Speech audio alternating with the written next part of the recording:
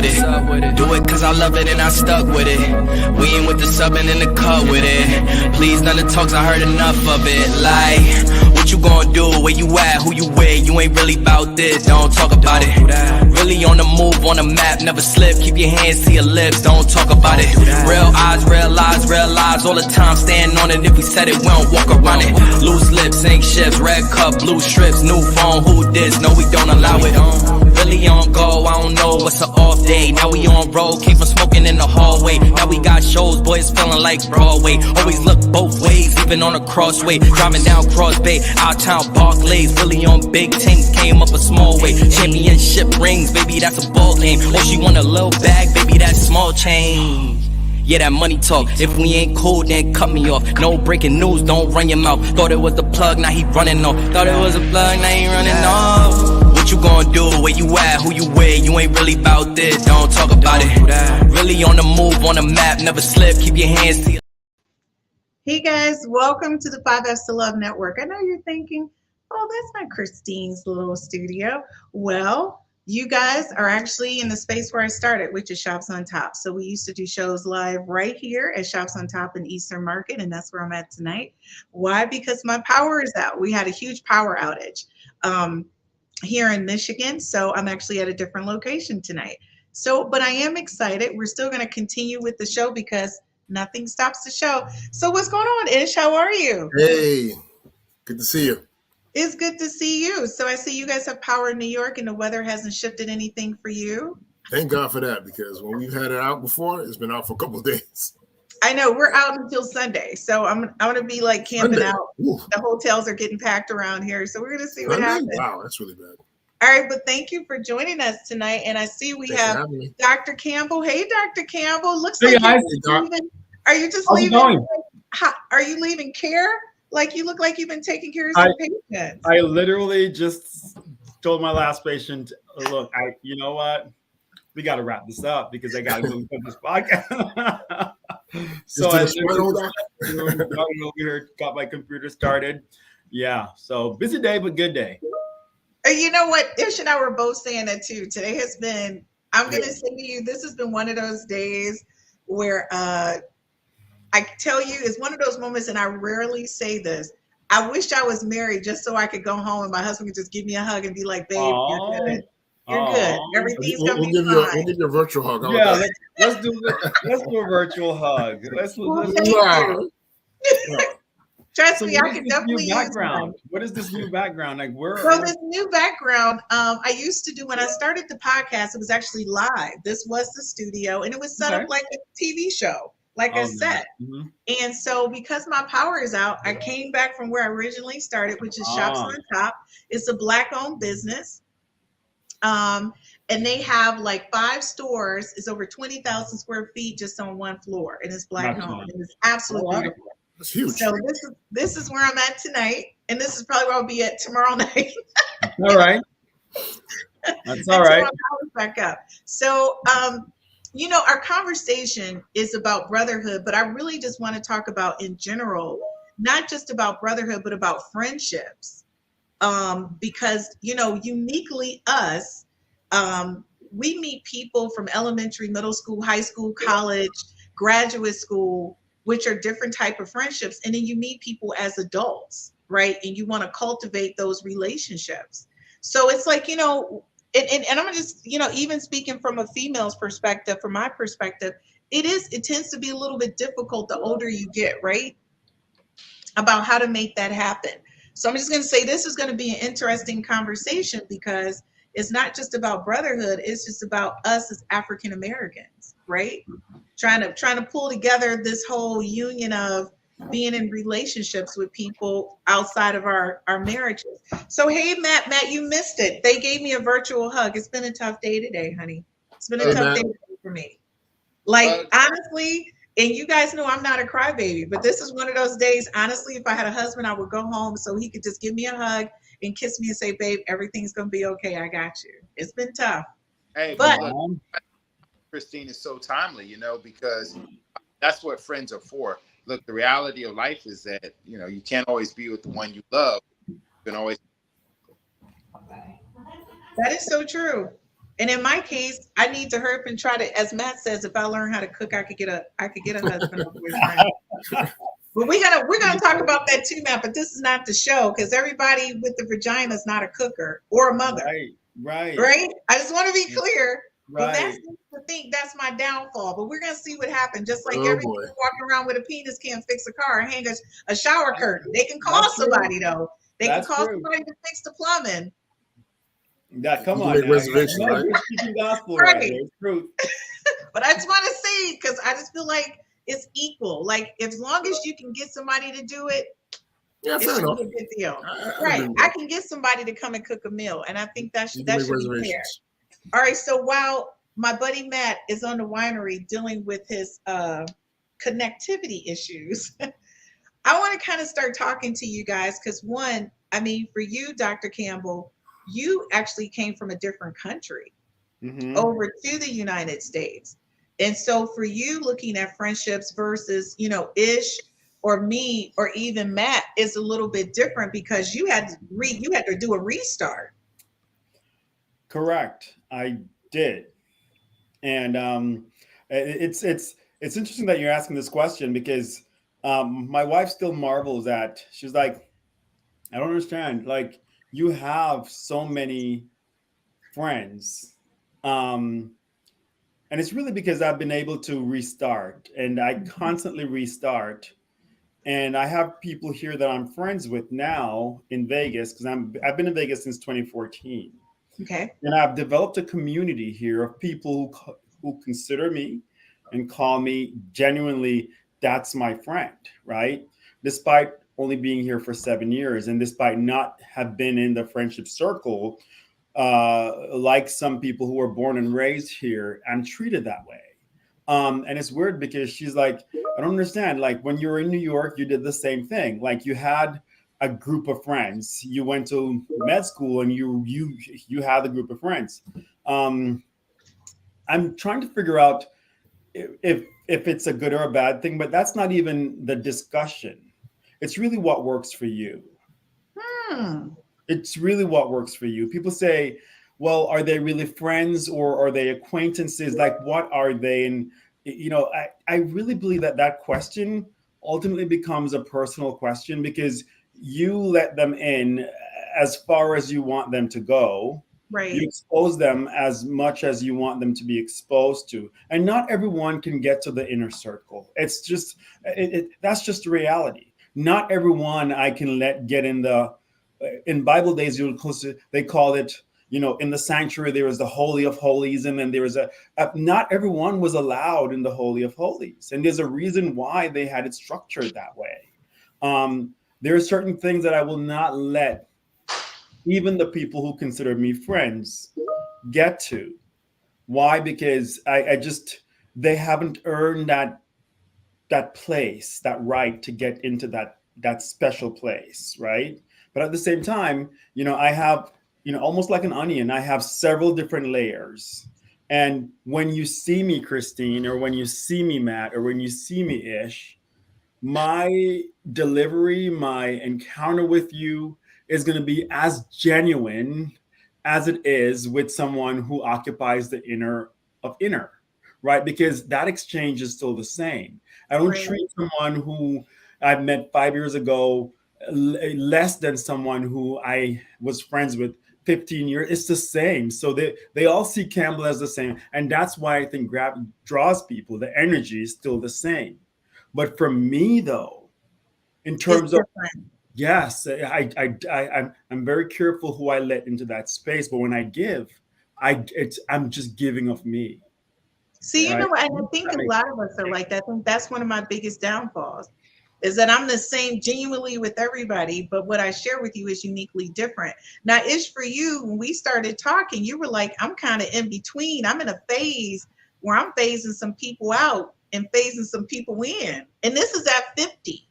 So, I mean, what does that look like when, as a man, you're phasing people in and out?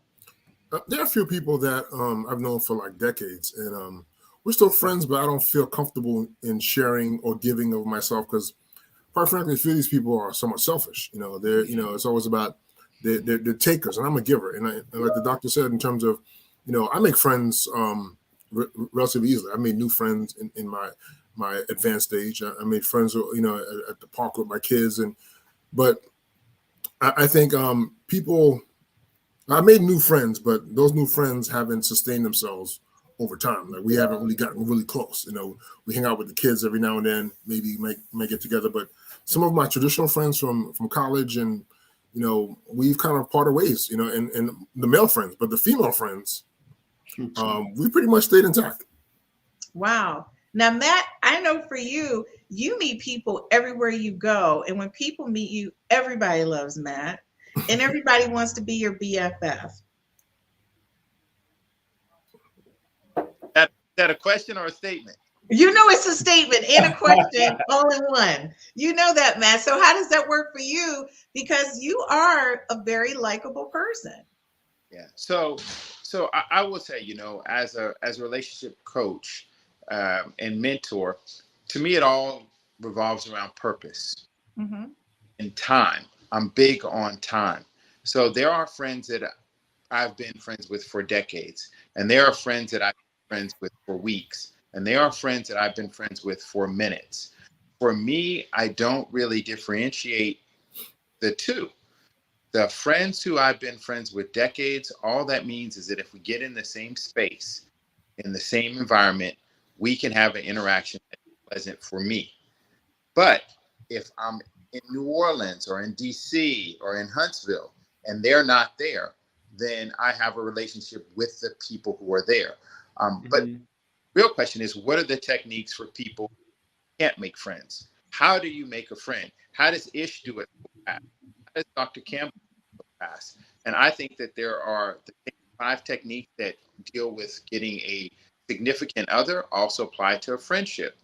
You have to find, it's TGIF, you have to find a target, you have to get in close. You have to identify something about the person that you like.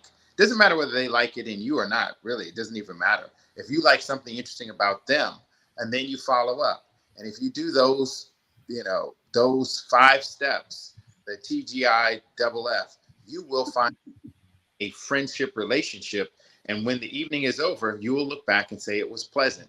So that for me is what happens. And it doesn't really matter. I mean, if I've known you for a long time, it just makes it easier because we have a lot in common. But if I just meet you 10 minutes ago, I can run the same process and have experience the new person. That's so interesting, guys. When we get back from this quick commercial break, that's what we're going to talk about, is that how do you make new friends at this age? And how genuine do you think that friendship is going to be for you? Because I think a lot of times we want to meet new people, but like Dr. Campbell said, it's like the inner circle and then there's the circle. So there was 2 different conversations. And when you end up letting people into your inner circle, you have to have a certain level of trust with that person because now they're in your personal space. So folks, we'll be right back after this quick commercial break, and we're going to start answering those questions. This is all pertaining to brotherhood, honey. We get to the end, y'all gonna know why we started with this and we're ending with what we're ending with. We'll be right back after this quick commercial break.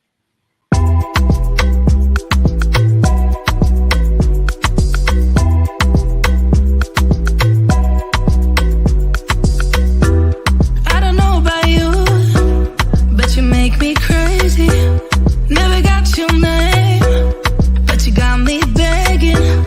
All I know about you, you like to pick and choose, make it all about you. Go take it all if you want.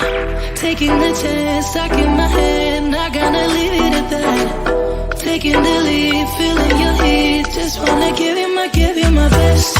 I don't even know your name, but you got me, 'cause you're old to die. We don't know what happens next, but you got me, 'cause I'm next to none. You make it look so easy, making me feel so dreamy. Not the one to pay for drinks, but you got me, 'cause you're old to die. Got me locked in now. Go ahead and take a shot. Do you really want me? Maybe you're just... Hey guys, welcome back to the 5Fs to Love Network. Tonight we're talking about not only brotherhood, but we're talking about friendships and relationships. So when we last chatted, which some of you guys are just joining me right now, we had Ish on, Dr. Campbell and Matt, and we were talking about what's the process to even making friends. having that type of relationship with someone when you just met them and you're in your 40s or 50s. It's a different type of conversation you're having. So let's bring back the guys so we can continue this conversation. So let me tell you something. One of the things that concerns me, and this just could be a female thing, I don't know. It could be a male or female thing, I don't know. But one of the things that concerns me is that when you are the new person and there's already this circle already formed, right? And you're the new person and one person's bringing you into that group, right? And the other people within the group may or may not like you for different reasons. They may not particularly care for you. I feel like I'm going through an interview and trying to get people to like me. And I don't know in my 50s if I'm open to that. Like, I don't know if that's important to me. I kind of like take me at face value. And I know I'm not trying to be like your best friend, but at least I think I could make surface level communication, hang out, go bowling with you, go to a concert venue or something like that. Do you guys, is it just as difficult as men to make those relationships in your 40s and 50s? Well, for me, I haven't found the friends that I made, like I take my kids to the park, whatever, other dads and that kind of thing. They haven't really gotten very intrusive. But if I find someone's getting too intrusive too early on, I will push back on that person. But I've made some friends just being in a park with my kids, and typically being in a park leads to a certain direction in terms of questioning. It's not like a cocktail party. People tend not to get too intrusive in that kind of a space, but I've had success in that respect. Okay, what about you, Dr. Campbell? I mean, it's I think for me, it's not really challenging. It's not. I make friends fairly easily, and I think to the point where I need to figure out, and even at this age that I have not really learned yet, how to screen people better. I think you mentioned I think Ish, you mentioned earlier that you're a giver. Have a good night, buddy. That you're a giver, right? And I think givers really, really, really, we need to know our limits because takers have none. Absolutely. They have none. And they will drain us to death because in our DNA, we are naturally givers and we will pour out until the last drop is gone. And then that person will move on to the next. And they will keep repeating their cycle of discord, of draining people, because that's what they do. And if we don't figure out ways to protect ourselves, then we end up being the victims as well. For me, I need to learn how to better screen. But I can go into a room, Christine, and if there are 50 people in this room, give me an hour in this room, and I would have made a contact, made a connection with Ish, with Christine, and not just a hi, what's your name? Right. No, I get something more about you than just the surface level. Get a contact. And I'm that guy that on Saturdays when everybody's chilling, I'm going through my Rolodex from Monday, and I'm looking through to see who are the new numbers I added. And so if something hit or someone made an impact, hey Ish, what's going on, my guy? It was nice to meet you. Great to connect. When you're going out again, hit me. Or when you're doing something of commonality, hit me. So there's some effort that goes into the development of what would be considered a better friendship. I think if we want a friendship to happen, it's especially at this age, it's going to take some work because everyone is coming to the table with either their concerns, their suspicions, their apprehensions, and those need to be deconstructed if a true friendship is going to be formed or if a friendship is going to be formed. And so the work, though, that goes into that, sometimes not many of us want to do because it takes work. It's not magic. You got to make an effort to make sure that you stay in touch, you pay attention to things that they might have mentioned that is important to them, so that when you see them again, you can go to those important issues to let them know that you were indeed paying attention. That's an active process. It's not passive. And you are 100% correct. And before you respond, Ish, I just want to say, Gerald, thank you from 60s to no 40. He says he's a giver. He also said people take advantage of them, of givers. Always. And I can only say that it's been very challenging for me in general. I think when I meet people, I take them as face values. I'm not judgmental at all. And my thing is, I want whatever I can do to help you be successful. And whatever space you're in, I'm willing to do it. And it comes with no strings attached. I just think you should do that, right? Just to help people. And to me, I've always been told you earn friendships. So my thing is, whoever you see today, I don't change. I'm this person. It's not going to flip back and forth. It's no moment where I'm not going to be this person, even on my worst days. And right now we're having this podcast.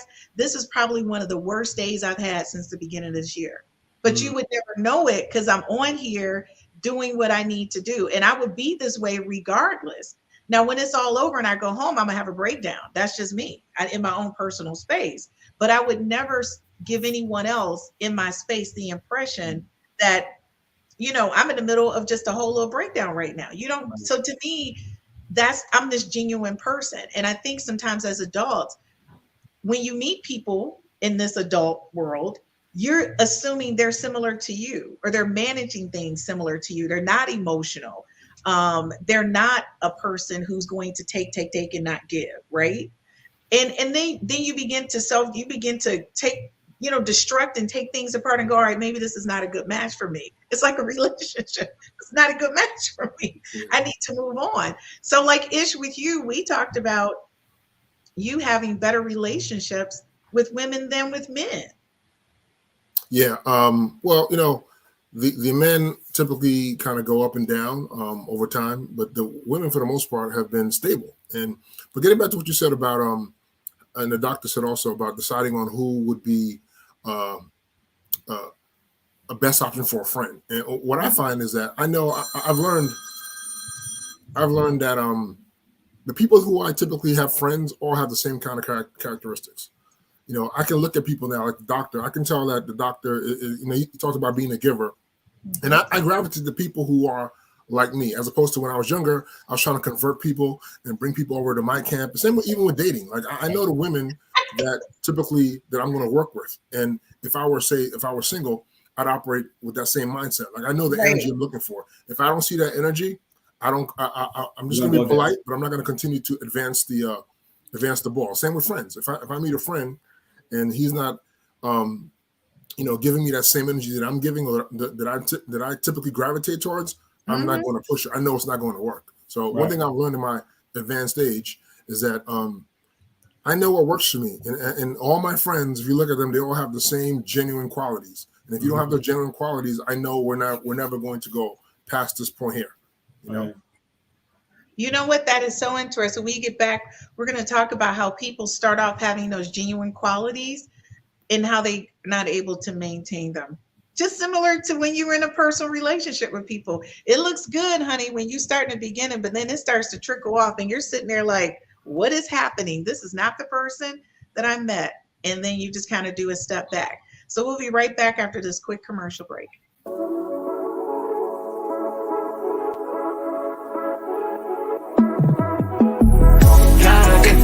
여유롭게 달려와 내일은 더 빛나지 당연히 내 삶은 shine like a diamond 괜히 해서 뭐해 걱정 I got no worries no I got no worries no I got no worries no I'm shining like a diamond yeah got different view 여유롭게 tease yeah 내 자유로운 soul leave me be please 문제가 돈이 나면 I'll be filthy rich but 걱정 따윈 없지 나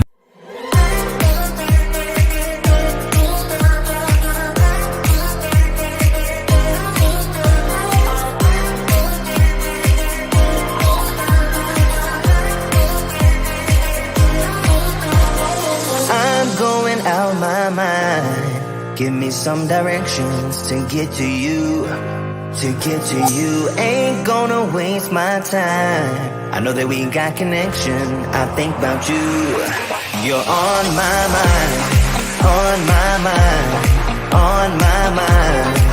Yeah, I'm going out of my mind, out of my mind, out of my mind. Yeah, for you, my love. You drive me crazy, tell me what to do, what to do.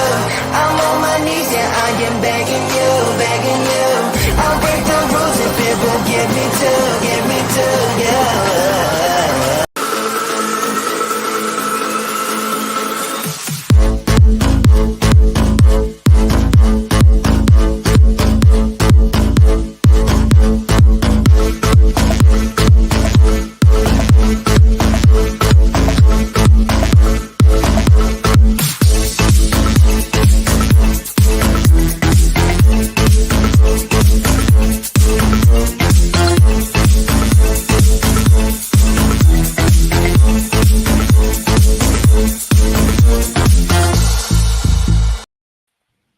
Hey guys, welcome back to the 5 F's to Love. This is Real Talk with the Men. Tonight we're talking about not just brotherhood, but we're talking about friendships in general. You know, I think it's really interesting. I have my very, very best friend who I grew up with, Kelly Johnson. She died when I was in my 40s of a heart attack.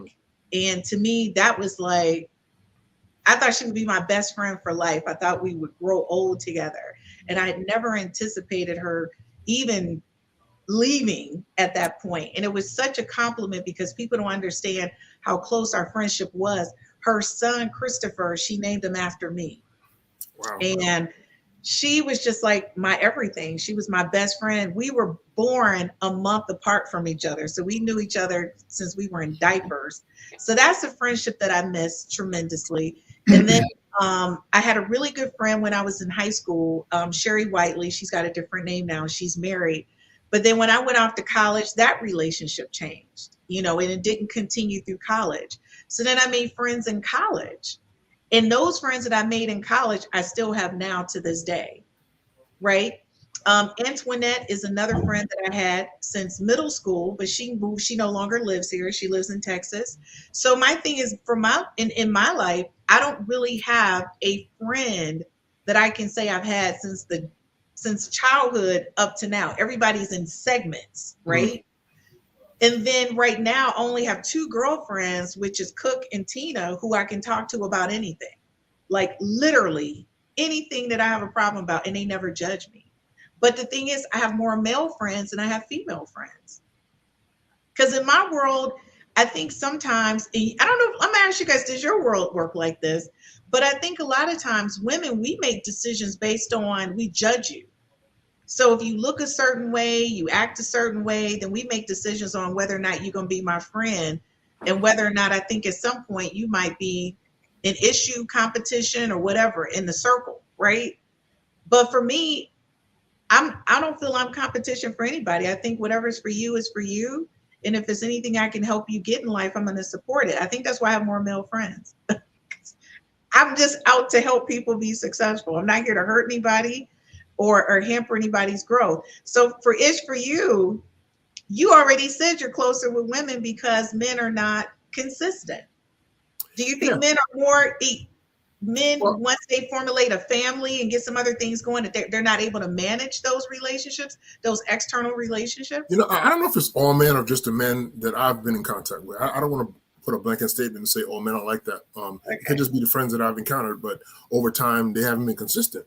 Whereas the females, you mentioned Cook, we share a friend. And, you know, we go back 30 years, and she's always been a consistent. Even though we don't talk for 5 years, when we reconnect, it's like we're starting off from scratch again. You know, right? Those are the friends that I tend to gravitate to. But something you just said about you know, judging again.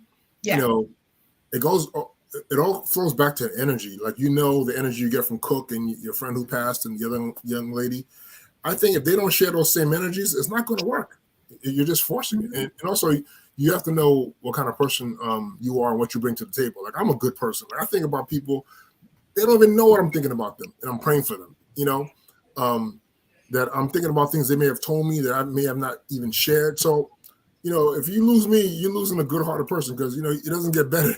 It doesn't get better. If I won $100 million, I'd give away $95 million. I know, right? That's the kind of person I am. You know what I'm saying? I would give away most of the money. I don't want it for me. I want to help people. That's the kind of person I am. So if somebody doesn't like me, they don't want to gravitate me. I'm not. When I was a kid, I used to get upset. But now I'm like, you're losing. I'm not losing. That's how I see it. Yeah, I think it's easier as you get older, because it's easier because I agree. You don't have as many. You don't have to chase as much friendships when you get older, because you're clear on who you are. At least I think that's, some people are clear on who they are.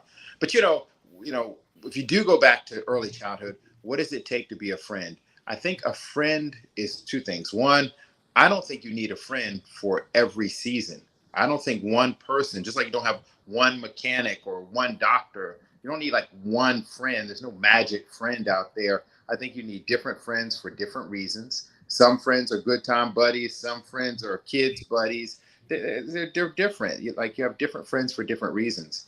But I think one thing that has to cut across all your friendships is your friends need to care. They need to have concern. They need to be active listeners. They need to respond consistently, which doesn't even mean they respond the right way. But you have some friends, they're always going to give you the ghetto version of the answer. You got to go to them for that answer.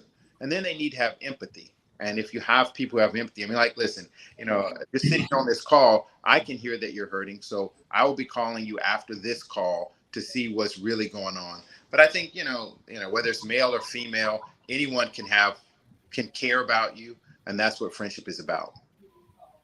That's the one thing that you said. I think it's very important when people understand everyone's not around for long term.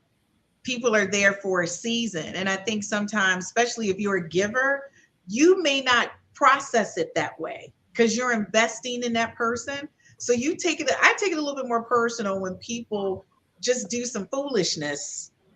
As that commercial, and I love that commercial where all the older women in the living room, and she tells her, she says, I'm unfriending you. She says, that's not how it works. That's not how it works at all. So to me, that's how I am. I'll be like, well, I'm unfriending you. Okay, so I'm done, because I think I'm very sensitive to that, because I understand the value of a friendship. And to me, my friendships are more important because I don't have a family. It's just me and my son. I don't have parents, you know what I mean? And my siblings were raised separate from me, so I don't have siblings. So to me, my friendships are like family. So if I bring you into my space, this is like legitimate. I'm with you on a ride or die. And if I don't bring you in, that's because I don't trust you in that space. So I think those are, how we look at them differently. But for you guys as men, and when we get back from this quick commercial break, I'm going to need y'all to answer this question. What's up with this whole brotherhood of friendship that you guys have? Like, you guys, male friendships to me are different than female friendships in so many ways. Like, you guys have like this special, unique bond. And I think women have them, but I think it's also, it's different in a sense, because even when you're in a sorority or you belong to a Black female all women organization, it's still some what's the word I want to use? Uniqueness to it. What did you say, Ish? Tension. It's still some tension. Or cattiness. Pettiness to it. Christine, there's no other creature in the world like a Black male. We have a trauma bond that nobody else can understand. It's a trauma bond. That's what we got. Is that what it is? Nobody but us. It's very, very unique. And I will say this to you. I know the sisterhoods are strong, and I do love them. Every time I see a group of Black women together, I'm always very excited. But I also know to be a part of those organizations, it's very intention. It's a lot of tension. It's a lot of stuff that you have to do. And that's probably why Christine just kind of kicks it on the solo, because I'm not a follower. And I'm kind of like, uniquely, whatever you need, I got you, but I don't think I'm a follower. And I think that's another thing too, when you talk about these different things. I kind of think uniquely Christine. So we're going to take a quick commercial break when we get back. Matt, we're going to start with you, because I want to kind of discuss, Matt, you're not in a fraternity. Matt has created his own fraternity. And that's what makes them uniquely Matt. So I want to talk about that brotherhood when we get back from this quick commercial break. All right.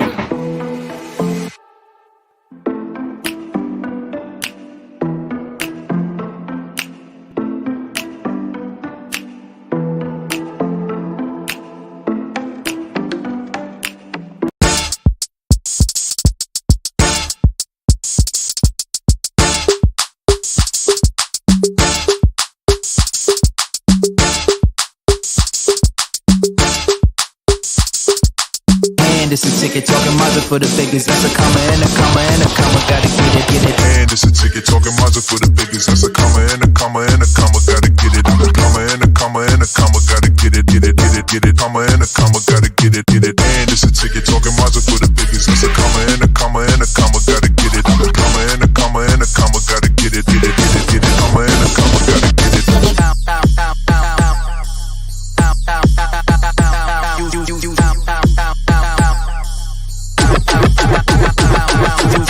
And it's a ticket talking Mazda for the biggest. That's a comma and a comma and a comma. Gotta get it. A comma and a comma and a comma. Gotta get it. Comma and a comma. Gotta get it. I need it all. Do you want it though? Where do I begin? I see the hate, they don't wanna see me win. Bank deposits, I got more coming in. Top down, throw the money in the wind. I don't want it all. Heard the scammer had to switch up the accounts. Moving paper, gotta call it my account. It's all in, I can have it coming out. Been through the struggle, I can see another drought. Yeah, it's not a purse, it's a merch. 6 figures was a gold, now it's 9 or a hearse. Put it work. Used to pull up, not swerve. No time for the snakes, time to put them in the dirt. That's word. I gotta get it, it's in my DNA. You only see the highlights, don't know what it takes. Last year stressing, got no sleep. Now I'm right between the courts, I done no sleep. I see the hate, they don't wanna see me win. Bank deposits, I got more coming in. Top down, throw the money in the wind. I don't want it all. Heard the scammer had to switch up the accounts. Moving paper, gotta call it my account. It's all in, I can have it coming out. Been through the struggle, I can see another drought. Yeah, same circles to the same gang. We just get to it, we don't gangbang. Lost some friends to the same thing. Keep a low pro when we maintain. Find us in the lost somewhere, kicking back. Find you. Hey guys, welcome back to the 5F's to Love Network. Tonight we have Real Talk with the Men, and we're talking about more than just brotherhood. I just want to say, as an African-American woman, why is it so difficult for us to make friends? Why do you guys think that? Why do you think it's harder for women to make friends in our 50s than men? Just kind of curious. What's your thoughts on that? I think women are more competitive, for men, the pool of men out there supposedly is small, so women are competitive. They're all trying to outdo each other. Yeah, and also you guys weren't brought up the way we were brought up. We were hazed growing up, so we're used to, like, you mentioned, judging, if you're gaining weight, God's gonna say, you're getting fat, man. A woman would never tell another woman you're getting fat because women aren't as honest. So I think a lot of it has to do with honesty. Men are more honest with each other, sometimes to a fault. And women aren't honest. So you guys have these kind of like these, I would say somewhat like not the most genuine relationships to begin with, Wow. Okay. That's good feedback. Dr. Campbell? And just to add to that, Ish, that's a great point. I'm not sure if, in my sort of understanding of this, that women are trying to be ingenuine or trying to be dishonest. But I think just by the nature of, the feminine sort of protector, nurturing, I don't want to hurt anybody. I'm trying not to hurt her. So as opposed to telling her directly, let me find who is close to her. And maybe I can tell her girlfriend, so her girlfriend can tell her to get that here addressed or that whatever it is addressed.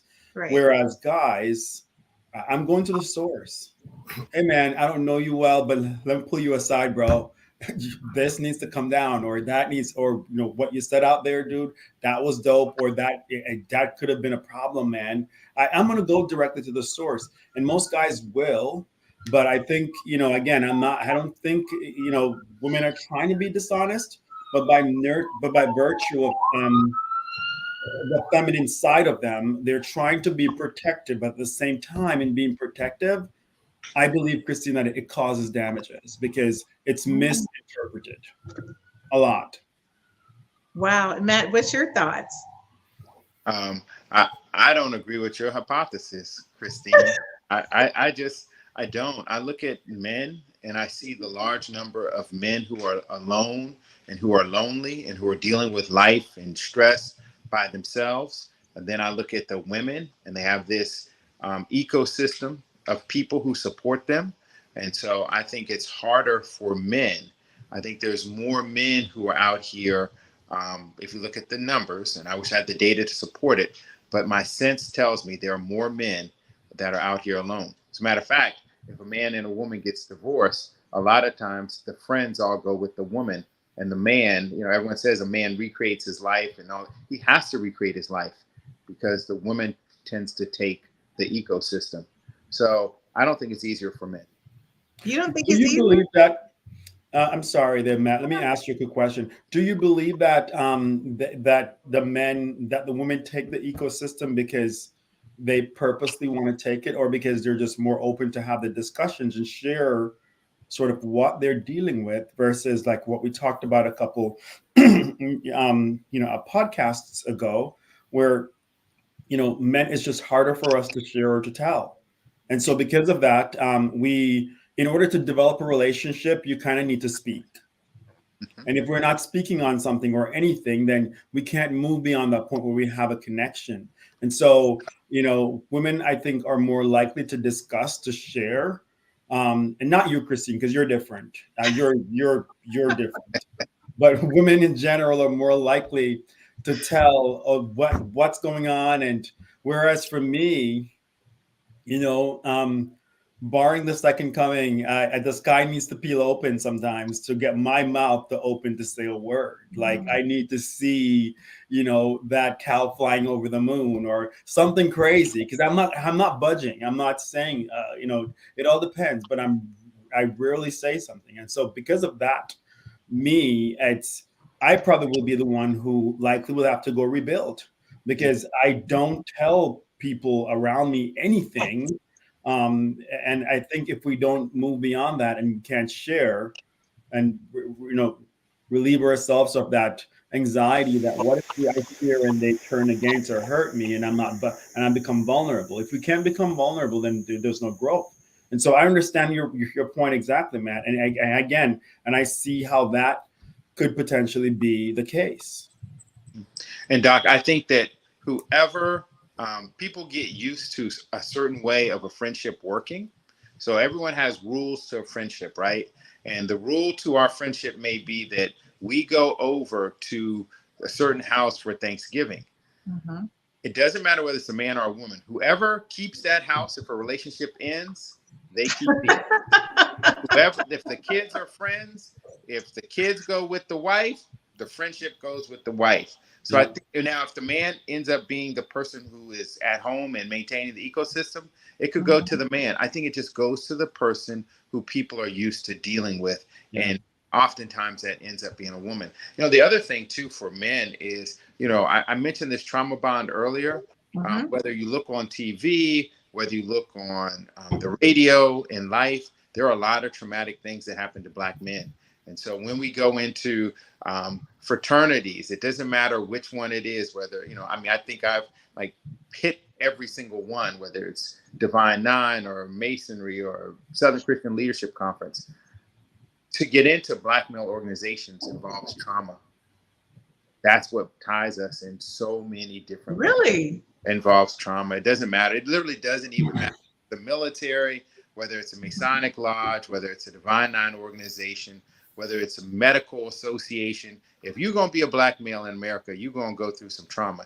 And that trauma bond allows us to make friendships very quickly, but it also allows us to be incredibly brutal to each other in terms of what we say and how we respond. So I'm always, gonna bring this up, that for understanding Black males, you have to understand what happens to us when we are vulnerable.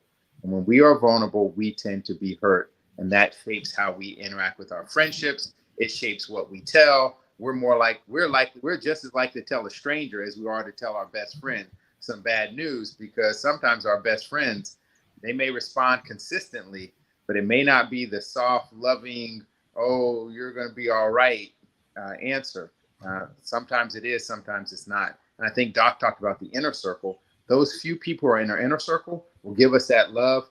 But by and large, as a Black male, is to face tough love all the time. You know, real quick, Ish, I just want to say, Gerald said ego gets in the way. And then we have Jamaica chiming in. The chosen one says hello from Jamaica. So, and I'm very sure that's some of Doc's people. What's up? You don't know. Welcome to the show. I just want to say that's some of Doc's people. So go ahead, Ish. No, I think Matt may have misunderstood the question. You're right as far as the ecosystems, but those are things that are developed over time. The question was, who can make friends easier, new friends easier, men versus women? And I contend men do, because men are more honest and women have more barriers. But I think what you're saying, Matt, is correct. Women have the ecosystems, support systems to help them, which we don't have. But in terms of making friends easier, men have the edge on that one. I have to say I agree. I'm just saying I'm a very friendly person. And what you see is what you get. Bottom line. I'm just consistently me. But it's really hard for me to make friends. Like good friends. When I tell you a good friend that I can trust. So when I met Tina here, it was odd because we were both kind of like, okay, we like each other. The more time we spend around one another, it's like, this is a person I know I can talk to about anything. And we do. We just talk. And it's no judgment. So that is important. But for you guys, Matt, going back to what you were saying, the brotherhood with men, you guys are uniquely charged in that thing where I feel like what you said was like really a big moment. You all have those trauma connections, but you go outside of that to get the softness that you need when you're going through those trauma moments, which I think sometimes, and I'm not going to say women overlook it, but I think sometimes when you see a Black man, you don't think he needs a hug or he needs somebody to kiss him and say, babe, everything is good. And I think even when they're your friends, when any of you guys call me, and it could be any situation, the first thing is I always ask, well, what can I do to help? Right? That's my first thing, because I want you to know that I'm there for you and it's not about judgment, right? But the thing is, Matt, is that something that's missing in conversations where you feel like men should be able to be there for one another and women should be able to just be there for men? Are you saying you guys need that ecosystem, that support? Yeah, I think men need it. Too often, I don't think we have it, but I think we need it. So that's kind of it. For men, there is a lot of ego involved, probably just as much as is with women. So that's why I'm gonna go back to what Ish said and circle back to, it's easier for men or for women. Two people walk into a bar. They don't know nobody. A man walks in a bar. There's a group of women sitting there, 4 or 5 women sitting at that table. It takes a lot of courage for that man to walk up to that group of women. I mean, some people can do it. A lot of people can't. A woman walks into a bar. There's a group of men sitting at the bar. She saddles herself up to the bar, and you can start your watch. I don't care how she looks, before one of those men will turn and start talking to her by herself. Or if she starts talking to them, they will talk back.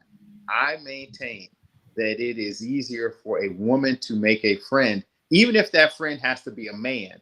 And a man who likes a woman will listen to a whole bunch of foolishness just to get what he wants. Whereas a man, good luck, brother. Good luck. You say a bunch of now that I'm going to tell you, every group of women that I've ever hung out with, I'm the chick that approaches any guy. Most of them, they just sit and don't say anything. I'm the one that goes, look, my girlfriend is feeling you, so what's up? Are you free to take in? Like, what's happening? See, I'm that person in the group. You know why? Because I'm not afraid of rejection.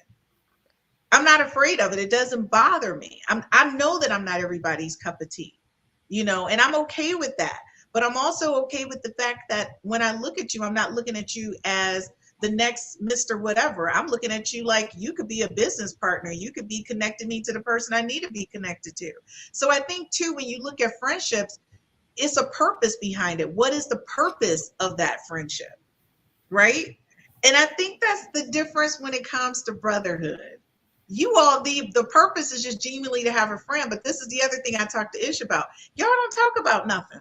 Why y'all don't tell each other to go to the doctor? Why can't y'all talk about when you have male issues? Y'all never sit around and drink a beer and say, you know what, man, I had a problem with my wife the other night. Y'all don't do that. Why? Amen. You know, I think we got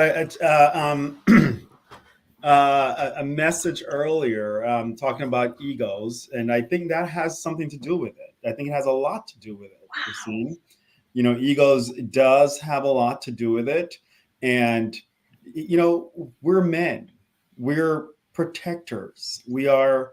But Dr. Campbell, does that mean you can't tell your dude? No, it's not, and I'm getting to that point right now, and so you know, the training, right?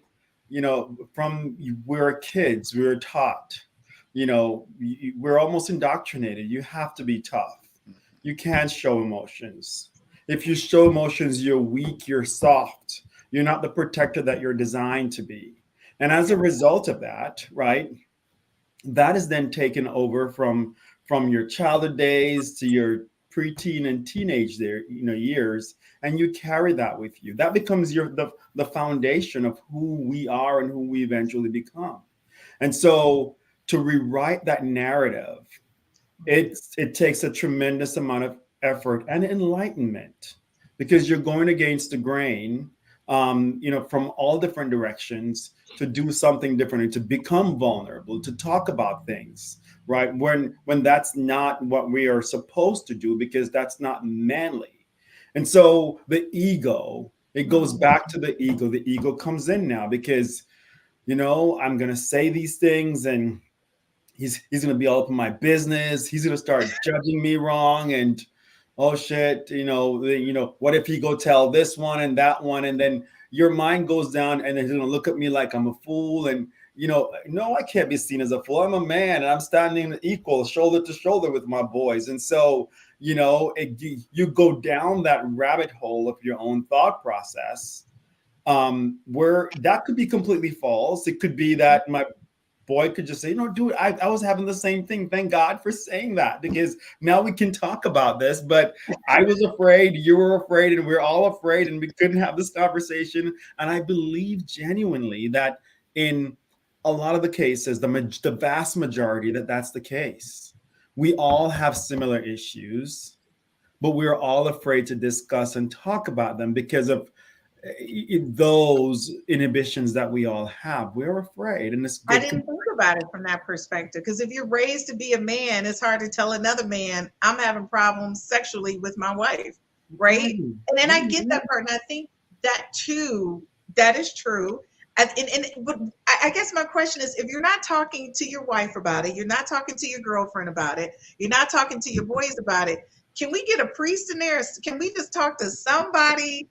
And read this, I only say this because Black men have so many different health issues that they're not talking about. And for me, you guys always say, well, let me go run this off. Let me go to the gym and work it off. A run is not going to fix the fact that your penis is not working. The gym and run is not going to help the fact that you have heart disease, or you got diabetes, or you got high blood pressure. It's not going to fix any of that. And then I have people say, well, if I go to the doctor, that's when everything goes wrong. No, that's because you waited so long to go to the doctor that now that list is long. So It's not that you get sick after you went to the doctor. You were sick way before you went. You just waited so long. Real quick, Gerald said, yes, exactly. Men have always be the king of the jungle. So if we show a weakness, people won't look at us as being a king of the jungle. You guys believe that? You believe that saying something is wrong? Yes, but I think we got to change the paradigm, right? What I do, some of the brothers, sometimes when I do speak about health issues, I say, look, man, you got to be around for your kids, man. You know, like I mentioned to you earlier, I had an issue a few years ago, 2 years ago, where my PSA levels were had increased within the 6-month period. And the doctor wanted to make sure that I didn't have developing cancer. Lo and behold, we went through the whole process. I had the test to test the tissue to make sure it wasn't cancerous. But, you know, it was a very somewhat of an invasive process. Right? And so when I talk to brothers about that, I try to position in a way to kind of scare them, because a lot of us are scared of death, you know. So if you say, look, if you position in a way, look, man, I mean, nobody wants a digital exam, but you want to be around for your daughter, your son, and a lot of us black men are dying early because we're afraid of these silly little tests. It takes a couple seconds to go in a doctor to kind of check you out. And also, a good brother who died a few years ago, that movie, the Black Warrior movie. I can't think of the name right now. Black Panther. Black Panther. I mean, you know, a young brother, 45 years old. That's typically, you know, that's 45 is usually the age that they require men to have that test, that screening test done. He died way before that. So, and I found out about that 2 years after the deadline. You know, so. Well, let me ask you a question. Did that push you and other black men to go get the test done? It should have been an influx of men standing in line. Yeah, I got mine. I got my test before he died. But I'm saying by the time I found out when because for a long time they were saying 40 years old, 50 years old was the age. But they reframed it for black men and said black men is 45. I didn't get mine done until I was 48. You know, I didn't know until when I found out, I rushed to the doctor to get it done. But I found a lot of my friends hadn't gotten that test done. You know, and so let's ask the question, why? And I feel, because, you know, a really good friend of mine, I said to him the other day, you don't know what's wrong. Go to the doctor. He says, well, I'm having heart blood. I'm having acid reflux. Well, acid reflux on a consistent basis is an outcome for several things. You could have a stomach ulcer. You have something going on with your digestive tract. Like, go to the doctor and well, no, I'm not going to go, because when I go, then all of a sudden I'm going to be deathly ill the next day. No, you already definitely. That's what I'm saying. So he said, men talk to the side chick. She has no judgment. All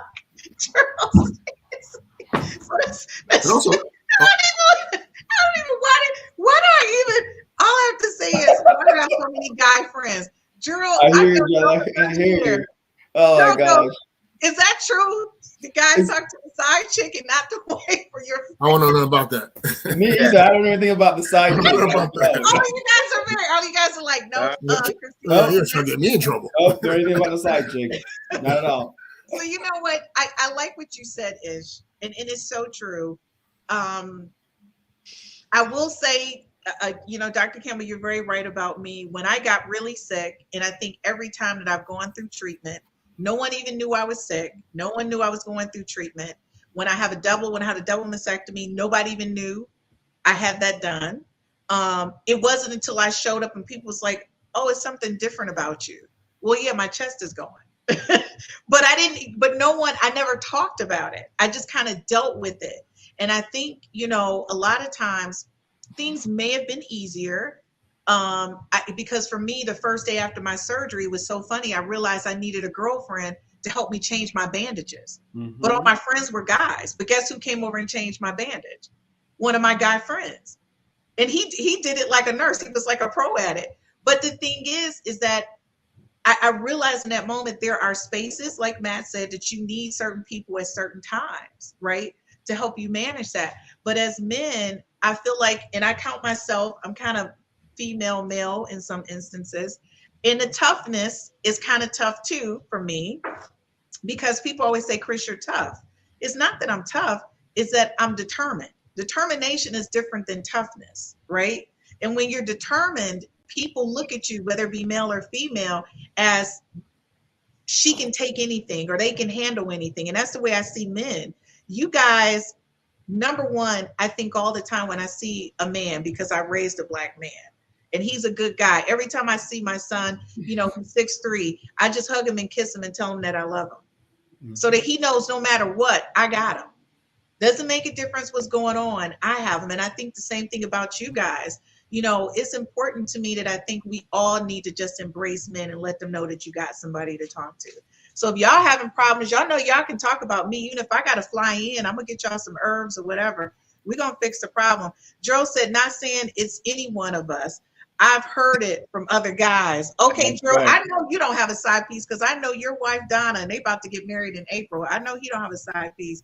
So we ain't going to worry about that. But you're right, most men do. So what would you guys say to any man out there right now, as we talk about the brotherhood, and like you said, may it be a fraternity, may it be the Masons, the Christians, whatever, organization you're in, what would you guys say? Because you guys are not having real talk.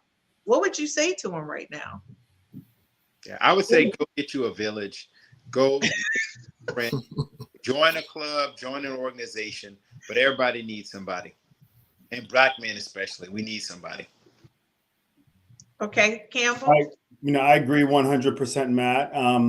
The phrase "it takes a village," it's literal. It's really literal, and it's applicable to men and women, people in general.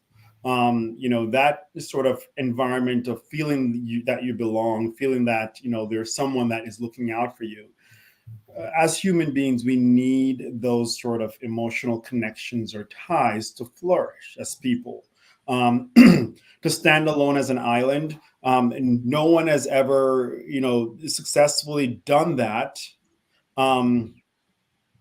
long term, because it's not sustainable long term. Short term, yes, as a protective or as a defense mechanism, yes, you can stay off. You can say, I'm going to be by myself. But quickly, you'll realize that being by yourself is just not healthy. It's like when we were dealing with the pandemic and the heights of it, and we had to stay home, it was great, for the first month or two. But then we were like, no, we can't. This is crazy. And then people were dying to interact again. The same way as men, we need genuine and sometimes ingenuine interaction so we can learn lessons.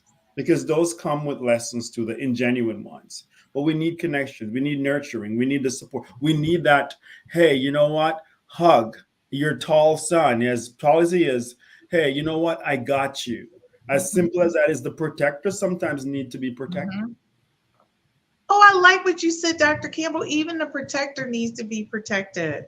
What do you got? Because that was like a little moment for me. I just had a little moment when he said that. Even the protector needs to be protected. Okay, go ahead, Ish. Can I jump in here real quick? I think we need to be as aggressive in showing each other love as we were aggressive in being combative with one another. I think we need to stop using the N-word as a term of endearment, so to speak. And I like to use the word brother with strangers. Even if I'm in the hood, sometimes I see a rough-looking brother, and I hold a door for me. I always go above and beyond to show him love, and I make sure I use the word brother because I want to make that distinction that I'm showing you subtly, trying to show you love. And I think we as Black men need to change our communication standards with one another. And the N-word, I think, is a lightning rod, and we need to stop using that word in polite conversation as if it's some sort of a term of endearment, because words have power.